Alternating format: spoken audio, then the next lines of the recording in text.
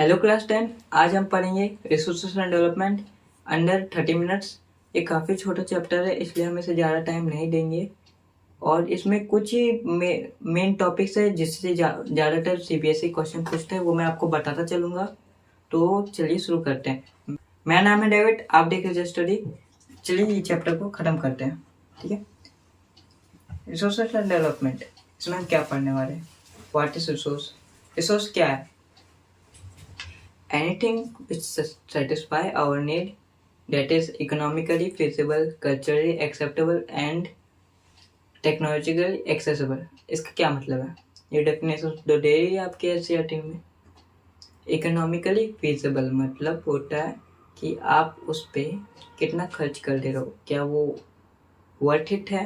देखिए जैसे ये चीज़, इसमें मैंने 50 रुपये खर्च किया, ठीक है, और ये मुझे उससे ज़्यादा का वैल्यू प्रोवाइड कर रहा है, तो ये ये मेरे लिए इकोनॉमिकली फिजिबल है। तो क्या मान लीजिए आपने 5 किलो सोना निकालने के लिए 500 करोड़ रुपए खर्च कर दिए, क्या ये इकोनॉमिकली फिजिबल है? नहीं, ये इकोनॉमिकली फिजिबल नहीं है। और कल्चरली एक्सेप्टेबल मतलब जैसे कि कल्चर उसे एज अ रिसोर्स एक्सेप्ट करे। जैसे कि अगर आप न्यूक्लियर बॉम्ब बना रहे हो और सोच रहे हो कि वो कल्चरली एक्सेप्टेबल होगा, वो नहीं होगा, ठीक है। और टेक्नोलॉजिकली एक्सेसिबल होना चाहिए, जैसे कि हमारे पास वो टेक्नोलॉजिकली एडवांसमेंट हो जो वो हम उसे एक्सेस कर पाए, ठीक है फ्रेंड्स। तो अब हम पढ़ेंगे development of resource. Development of resource कैसे होगा, कैसे होता है, कैसे किया जाना चाहिए, वो पढ़ेंगे। डेवलपमेंट ऑफ रिसोर्स के लिए हमें पहले ये जानना होगा सस्टेनेबल डेवलपमेंट क्या है। सस्टेनेबल डेवलपमेंट वो है जो हमारी आज की ज़रूरतें भी पूरी कर रही हो और आने वाले फ्यूचर जनरेशन की भी ज़रूरतें को पूरी करे, ठीक है। हमारी आज की ज़रूरतों में हम लोग कोई कॉम्प्रोमाइज़ ना करें, लेकिन इतने भी ग्रीडी ना हो जाए जो हमें जितना यूज़ नहीं है उसको एक्स्ट्रा वेस्ट करें। एक्सप्लॉइट करना यूज़ नहीं होता, ठीक है। तो वो सस्टेनेबल डेवलपमेंट इस बात पे डिराइव करता है, ठीक है। और अब हम पढ़ेंगे रियो डी जेनेरियो क्या था। रियो डी जेनेरियो एक अर्थ समिट हुआ था ब्राज़ील में, जिसमें 100 से भी ज़्यादा देश के समूह मिलकर आए थे और 21 एजेंडास के ऊपर साइन किए थे। उसमें क्या था, उन्होंने एक कॉमन इंटरेस्ट के ऊपर बात की। कॉमन इंटरेस्ट वो होता है जैसे कि ये सब कॉमनली यूज़ करते हैं, हवा, पानी, वैसा, ठीक है। अब उन लोग ने कॉमन इंटरेस्ट के ऊपर बात किया और 21 एजेंडास साइन करवाए। उसमें उन्होंने कहा लोकल लेवल में भी इसे प्रैक्टिस में लाना चाहिए, ठीक है। वो था रियो डी जेनेरियो। अब हम पढ़ेंगे डेवलपमेंट ऑफ रिसोर्स में डेवलपमेंट ऑफ रिसोर्स कैसे होगा। तो हम लोग बात कर रहे थे डेवलपमेंट ऑफ रिसोर्स के बारे में। डेवलपमेंट ऑफ रिसोर्स में हमने सस्टेनेबल डेवलपमेंट देख लिया, रियो डी जेनेरियो क्या है वो भी देख लिया, एंड 21 एजेंडा 21 क्या है वो भी देख लिया। Agenda 21 United Nation conference environment development programme था, जिसमें वो 21 एजेंडास अपने लोकल एजेंडास बनाते हैं, ठीक है। यहाँ तक हमने समझ लिया। अब इंडिया में रिसोर्स प्लानिंग कैसे प्रैक्टिस हुआ है वो अब हम पढ़ेंगे। Resource planning in India. Resource planning in India कैसे हुआ है, पहले तो हम पता करेंगे कहाँ है रिसोर्स, कहाँ नहीं है, कौन सा रिसोर्स कहाँ है, कौन सा रिसोर्स कहाँ नहीं है। जैसे कि अहमदाबाद में, मान लीजिए गुजरात में अबंडेंस ऑफ वाटर है, ठीक है, और राजस्थान में वाटर की कमी है। तो यहाँ पे वाटर सोर्स अबंडेंस में, यहाँ पे वाटर सोर्स की कमी है। और यही एक राजस्थान में सोलर एनर्जी बहुत है, विंड एनर्जी, सोलर एनर्जी, और यही गुजरात में वो कहीं ना कहीं लैग कर रहा है, ठीक है। तो यही हमें मैचिंग करना है रिसोर्स को, ताकि पूरे नेशन का डेवलपमेंट हो सके। पहले तो हमें आइडेंटिफिकेशन ऑफ रिसोर्स करना है। कैसे करेंगे, सर्वे करके, मैपिंग करके, प्लॉटिंग करके, वैसे हम आइडेंटिफिकेशन ऑफ रिसोर्स करेंगे। फिर दूसरा क्या करेंगे, evolving a planning structure endowed with appropriate technology. ठीक है, हमें एक प्लानिंग स्ट्रक्चर बनाना होगा एक एप्रोप्रिएट टेक्नोलॉजी के साथ। सही तरीके से हमें उसे एक्सप्लॉइट नहीं करना है, कितना यूज करना है, कितना एक्सट्रैक्ट करना है, उसका एक प्लानिंग स्ट्रक्चर बना हुआ होना चाहिए। और तीसरी चीज क्या करेंगे, हम मैचिंग करेंगे वो रिसोर्स डेवलपमेंट प्रोग्राम को कि वो नेशन के लिए हेल्पफुल है कि नहीं, नेशन माने पूरे देश के लिए वो मददगार साबित हो रहा है कि नहीं वो रिसोर्स, वो हम देखेंगे। ठीक है, 18 पॉइंट्स है जो आपको लर्न करना है, ये सीबीएसई बार बार पूछती है। ओके, अब हम पढ़ेंगे land as a resource. Why land एक रिसोर्स है। लैंड जो इतना इम्पोर्टेंट है, जहाँ पे हम लोग रहते हैं, हमारा घर, सब कुछ लैंड में है। रोड, ट्रांसपोर्ट, ट्रैफिक, खेती, सब कुछ लैंड में ही हो रहा है। Land to as a resource very important. आपको इसमें लिखना है why land as a resource is important में आपको लिखना है अपना फॉर ह्यूमन के लिए, फॉरेस्ट के लिए, एग्रीकल्चरल पर्पसेस के लिए, एनिमल लाइफ के लिए, ह्यूमन लाइफ के लिए, इकोसिस्टम के लिए लैंड बहुत इम्पोर्टेंट फैक्टर है। अब हम पढ़ेंगे लैंड यूटिलाइजेशन। लैंड का उपयोग कैसे हुआ है इन इंडिया। पहले तो फॉरेस्ट आ जाता है, फिर हम पढ़ेंगे लैंड सेकेंड टॉपिक में land not available for cultivation हो जाता है, जैसे कि बैरन एंड वेस्टलैंड, बंजर जमीन है या खराब जमीन है, वो आप उसमें कल्टीवेशन नहीं कर सकते हो। ठीक है, और फिर जैसे जहाँ पे रोड बन गया, land not available for agriculture purposes like road buildings, मतलब जहाँ पे रोड बन गया वहाँ पे आप खेती थोड़ी कर दोगे कि रोड के बीच में आप खेती कर रहे हो, ये पॉसिबल नहीं है।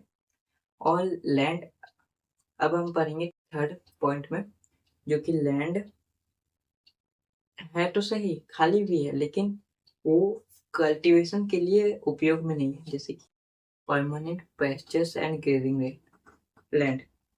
जो लैंड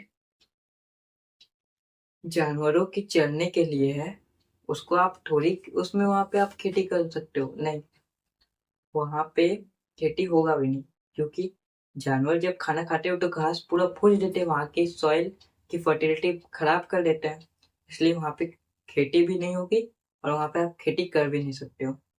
पढ़ेंगे land under miscellaneous tree crops, जहाँ पे मान लो कोई प्राइवेट प्रॉपर्टी है, ठीक है, वो वहां पे रहता नहीं है या फिर पूरा परिवार शिफ्ट हो गया और वो प्रॉपर्टी वो भूल गया, बाई चांस एक हाइपोथेटिकल केस ले लेते हैं, तो वहां पे पेड़ उग रहा है, ठीक है, तो वो कोई काम का भी नहीं है, वो आपको कोई बेनिफिट देगा भी नहीं, तो वो मिसलेनियस ट्री क्रॉप्स के अंदर, झाड़ फूल जो उग जाता है वो मिसलेनियस ट्री क्रॉप्स के अंदर आ जाएगा।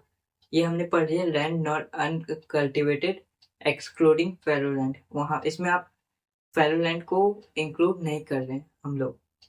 अब हम पढ़ेंगे कल्चरल वेस्टलैंड भी, तो एक तरह वो हो जाएगा कल्चरल वेस्टलैंड, जो आप 5 साल से अधिक तक छोड़ चुके हो बिना एग्रीकल्चर किए, वो एक कल्चरल वेस्टलैंड हो जाएगा। इसका एक एग्जांपल देते हैं, जैसे कोई प्राइवेट ओनर 5 साल से ऊपर तक जमीन क्यों छोड़ेगा, क्योंकि मान लो उसे वो जमीन बेचनी है, इसलिए वो छोड़ रखा है और वो दाम बढ़ने का वेट कर रहा है, इसलिए वो 5 साल तक वो जमीन को खाली छोड़ देगा।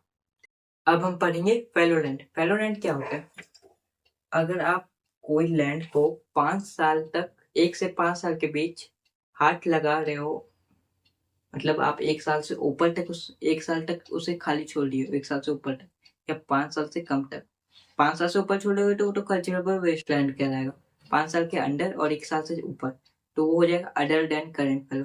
और करेंट फेलो क्या होता है, 1 साल या उससे पहले अगर आप कोई जमीन को छोड़ रखे हो वो करेंट फेलो में आ जाएगा। 5th पॉइंट है nets on area and gross crop area, इसमें बहुत बच्चों को डाउट आता है। नेट जोन एरिया जो है उसे कहते हैं जो आप अगर कोई एक लैंड में एक बार मान लो आपका 1 एकड़ का जमीन है, ठीक है। 1 एकड़ की जमीन में आप आधा एकड़ में खेती की है और साल में आप एक ही बार खेती की, तो वो आ जाएगा नेट जोन एरिया में। नेट जोन एरिया का टोटल लैंड वहां पे बनेगा हाफ एकड़। आपने हाफ एकड़ में खेती की और बचे हुए हाफ एकड़ में आपने सीजनल क्रॉप्स ग्रो किया, ठीक है। जैसे पी हो गया, वाटरमेलन हो गया, तो आपने एक साल में 4 बार उसमें वो लैंड को यूटिलाइज कर लिया, तो ग्रॉस क्रॉप एरिया में आपका आ जाएगा 4 टाइम्स आपने जितना क्रॉप्स उगाया है, तो वो आपका हो जाएगा टोटल 66 एकड़, ठीक है। इसमें अब डाउट नहीं आएगा, तो हम आगे बढ़ते हैं। Land degradation and soil and conservation. Land क्यों खराब हो रहा है? जब कोई लैंड के ऊपर की मिट्टी जैसे उड़ जाती है, हवा, विंड, वाटर और भी कोई फैक्टर के कारण उड़ जाती है और लैंड में कमजोरी आ जाती है, लैंड का डेन्यूडेशन हो जाता है। डेन्यूडेशन मतलब टूटना, मरोड़ना, फूलना, ऐसे। लैंड का जब डेन्यूडेशन होता है उसे कहते हैं लैंड डिग्रेडेशन। अब हम लोग उसे कंजर्व कैसे करें? लैंड डिग्रेडेशन का अगर आपसे कारण पूछते तो आपको क्या करना है, लिखना है over grazing, over irrigation, defective farming method और माइनिंग, कंट्रोल ओवर माइनिंग, नहीं माइनिंग। ये सब कुछ कारण है जिससे लैंड डिग्रेड हो रहा है। अब हमें इसे कंजर्व करना है। जो माइनिंग में, जो डिग्रेडेशन में अफेक्ट कर रहे हैं उसका उल्टा कर दो। जैसे ओवर इरिगेशन है तो उसको कंट्रोल ओवर इरिगेशन कर दो। ओवर माइनिंग हो रहा है तो उसको कंट्रोल ओवर माइनिंग कर दो। उसमें डिफोरेस्टेशन है तो इसमें एफोरेस्टेशन कर दो। उसमें grazing land, over grazing land है तो इसमें management of proper grazing land भी कर दो, ठीक है। ये सब हो जाएगा इसका कंजर्वेशन। अब सॉइल ऐसा रिसोर्स कैसे है? 6 तरह के सॉइल्स को आपको पढ़ना है। वो 6 तरह के सॉइल को आपको पाने के लिए एक तरीका है, आप उसका एक चार्ट बना लीजिए, ठीक है।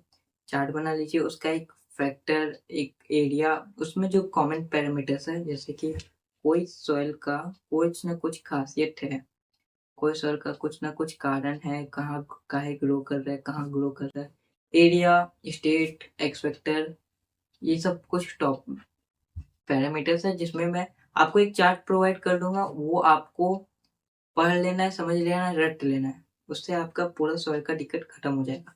सॉइल कंजर्वेशन हो गया। Soil erosion.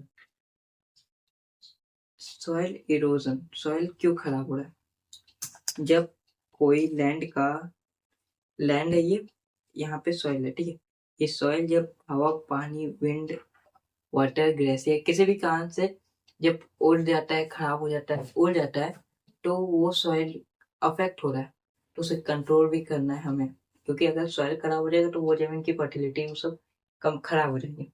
तो वो उसका बहुत सारा कारण है, गली इरोजन हो रहा है, सीट इरोजन में हो रहा है, वो भी बहुत सारे कारण है। कंजर्व कैसे करना है?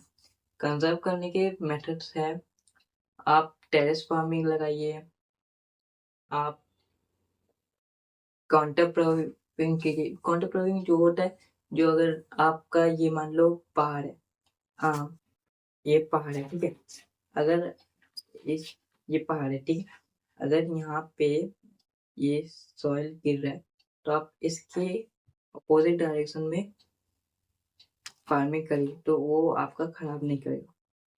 ये सब कारण है। आप शेल्टर बेल्ट उपयोग करिए। जैसे आप यहाँ पे, यहाँ पे, यहाँ पे, ये मान लीजिए आपका लैंड है, ठीक है। यहाँ पे करके चारों तरफ शेल्टर बेल्ट्स माने पेड़ को उगा दिए हो, तो वो आपका एक as a guard, as a protector आपका काम करेगा। तो हमने ये चैप्टर को खत्म कर लिया है। होप कि आपको समझ में आया होगा। ये चैप्टर बहुत इजी है, इसमें ज़्यादा टाइम वेस्ट नहीं करिए। हमने एकदम पॉइंट टू पॉइंट पार्ट किए, जो टॉपिक आ सकते हैं उसके ऊपर हमने पूरा डिटेल दे दिया है। इतना काफ़ी है, इतना मोर देन सफिशिएंट है। अगर आप ये वीडियो को पूरा ध्यान से देखे हो तो आपको पूरा चैप्टर समझ में आ गया होगा। होप आपको ये वीडियो अच्छा लगा हो तो सब्सक्राइब करो क्योंकि तुम लोग का देखो बोर्ड्स आ गया है, बोर्ड्स बहुत नज़दीक है। अगर अभी अभी आप एक्टिव नहीं हो तो ये बहुत गलत बात है। अभी आपको एक्टिव हो जाना चाहिए, पूरा सीरियस हो जाओ बोर्ड के लिए, क्योंकि बस अब कुछ ही दिन बचे हैं। अगर आप अभी सीरियस नहीं हो रहे हो तो मतलब आपका बोर्ड, अगर आपको अच्छा करना है तो आप सही में सीरियस हो जाओ। बस मेरी तरफ से ये एक राय थी। चलिए, थैंक यू फॉर वॉचिंग। मिलते हैं नेक्स्ट वीडियो में। बाय। तब तक के लिए पढ़िए, मचाइए। बाय।